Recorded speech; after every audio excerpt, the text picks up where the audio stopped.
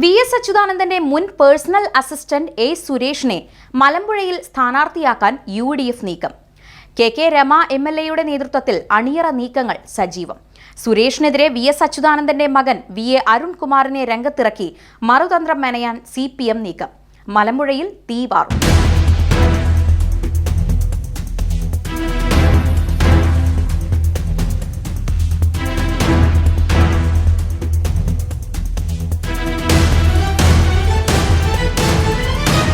ഇടതുപക്ഷത്തിന്റെ ഉറച്ചുകോട്ടയായ മലമ്പുഴ പിടിക്കാൻ തന്ത്രങ്ങൾ മെനഞ്ഞ യു.ഡി.എഫ് നേതൃത്വം.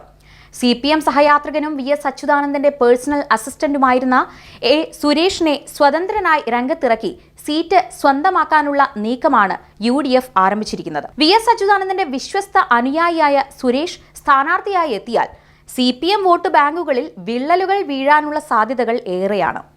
പാർട്ടി വിരുദ്ധ പ്രവർത്തനങ്ങൾ ആരോപിച്ച് സുരേഷിനെ പാർട്ടി അംഗത്വത്തിൽ നിന്ന് പുറത്താക്കിയിട്ട് 11 വർഷം കഴിയുന്നു. തനിക്ക് നൽകാനുള്ള വിശദീകരണങ്ങൾ അപ്പീലുകളായി നൽകിയെങ്കിലും പാർട്ടി നേതൃത്വം അത് അംഗീകരിച്ചിട്ടില്ല. എങ്കിലും താൻ ഇപ്പോഴും ഇടതുപക്ഷ അനുഭാവിയാണെന്നും മറ്റൊരു പാർട്ടിയിലേക്ക് കൂറുമാറാൻ ഉദ്ദേശിക്കുന്നില്ലെന്നുമാണ് സുരേഷിന്റെ വിശദീകരണം. അതേസമയം താൻ സ്വതന്ത്രനായി മത്സരിക്കാനുള്ള സാധ്യത സുരേഷ് ഇതുവരെ തള്ളിക്കളഞ്ഞിട്ടുമില്ല. വി.എസ്. അച്യുതാനന്ദൻ മുഖ്യമന്ത്രിയായിരിക്കെ പാർട്ടിയിലെ ആഭ്യന്തര രഹസ്യങ്ങൾ മാധ്യമങ്ങൾക്ക് ചോർത്തിക്കൊടുത്തു എന്നാരോപിച്ചാണ് സുരേഷിനെ CPM പുറത്താക്കിയത്. വി.എസ്. അച്യുതാനന്ദനും പാർട്ടിയിലെ ഔദ്യോഗിക നേതൃത്വവും തമ്മിലുള്ള അഭിപ്രായ വ്യത്യാസങ്ങൾ ശക്തമാവുകയും വിഭാഗീയത മറനീക്കി പുറത്തു വരികയും ചെയ്ത അക്കാലത്ത് വി.എസിന്റെ വലം കൈയായി നിറഞ്ഞു നിന്ന വ്യക്തിയായിരുന്നു എ സുരേഷ്. വിവാദങ്ങൾക്ക് ശേഷം വിദേശത്തേക്ക് പോയ സുരേഷ് അടുത്ത കാലത്താണ് തിരിച്ചെത്തിയത്. ഈ സമയത്താണ് തന്റെ വിശദീകരണങ്ങൾ അദ്ദേഹം പാർട്ടിക്ക് കൈമാറിയത്. സുരേഷിനെ വീണ്ടും പാർട്ടിയിലെത്തിക്കുന്നതിൽ ഒരു വിഭാഗം നേതാക്കൾക്ക് താൽപ്പര്യമുണ്ടായിരുന്നുവെങ്കിലും ഔദ്യോഗിക പക്ഷം അതിനെ ശക്തമായി എതിർക്കുകയായിരുന്നു. അതിന് ആധാരമായി അവർ ചൂണ്ടിക്കാണിച്ചത് CPM-നെ രാഷ്ട്രീയമായി എതിർക്കുന്ന RMP അടക്കമുള്ള രാഷ്ട്രീയ പ്രസ്ഥാനങ്ങളിലെ നേതാക്കളുമായി സുരേഷ് ബന്ധം പുലർത്തുന്നു എന്ന ആരോപണമുയർത്തിയാണ്. വി.എസ്. അച്യുതാനന്ദന്റെ കാലത്ത് തന്നെ T.P. ചന്ദ്രശേഖരനും ഭാര്യ കെ രമയുമൊക്കെയായി അടുത്ത ബന്ധമാണ് സുരേഷ് പുലർത്തിയിരുന്നത്. T.P. ചന്ദ്രശേഖരൻ കൊല്ലപ്പെട്ടതിന് ശേഷം വി.എസ്. രമയെ ആശ്വസിപ്പിക്കാനെത്തിയത് ഏറെ വിവാദമായിരുന്നു. അന്ന് അത്തരം നീക്കങ്ങൾക്ക് ചുക്കാൻ പിടിച്ചത് സുരേഷായിരുന്നു. ഇപ്പോഴത്തെ സാഹചര്യത്തിൽ സുരേഷിനെ സ്വതന്ത്ര സ്ഥാനാർത്ഥിയായി രംഗത്തെത്തിച്ച് യു.ഡി.എഫിന്റെ പിന്തുണ ഉറപ്പുവരുത്താനുള്ള നീക്കങ്ങൾക്ക് ചുക്കാൻ പിടിക്കുന്നത് കെ രമ MLA ആണെന്നാണ് വ്യക്തമാകുന്ന സൂചനകൾ. വി.എസ്. അച്യുതാനന്ദൻ മത്സരിച്ചു ജയിച്ച മലമ്പുഴയിലെ ഓരോ കോണുകളും സുരേഷിന് ഹൃദ്യസ്ഥമാണ്. കൂടാതെ രാഷ്ട്രീയത്തിന് അതീതമായ വ്യക്തിബന്ധങ്ങളും മലമ്പുഴയിൽ ഉടനീളം സുരേഷിനുണ്ട്. CPM-ന്റെ തെരഞ്ഞെടുപ്പ് തന്ത്രങ്ങൾ നന്നായി അറിയാവുന്ന ഒരാൾ LDF-നെതിരെ രംഗത്ത് വരുന്നത് ഗുണകരമാകുമെന്നാണ് യു.ഡി.എഫ് വിലയിരുത്തൽ.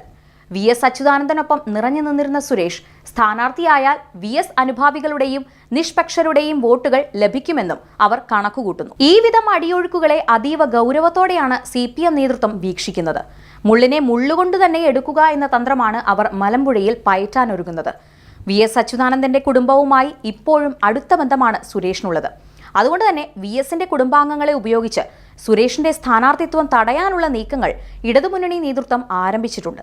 മലമ്പുഴ മണ്ഡലത്തിലുടനീളം ഇപ്പോഴും വി.എസ്. അച്യുതാനന്ദൻ ഒരു വികാരമായി നിലകൊള്ളുന്നു എന്നതാണ് യാഥാർത്ഥ്യം. അതുകൊണ്ട് തന്നെ വി.എസിന്റെ മകൻ വി.എ. അരുൺകുമാറിനെ ഇടതുമുന്നണി സ്ഥാനാർത്ഥിയായി രംഗത്തിറക്കാനുള്ള ചർച്ചകളും ഇടതുമുന്നണിയിൽ ഊർജിതമായി ആരംഭിച്ചിട്ടുണ്ട്.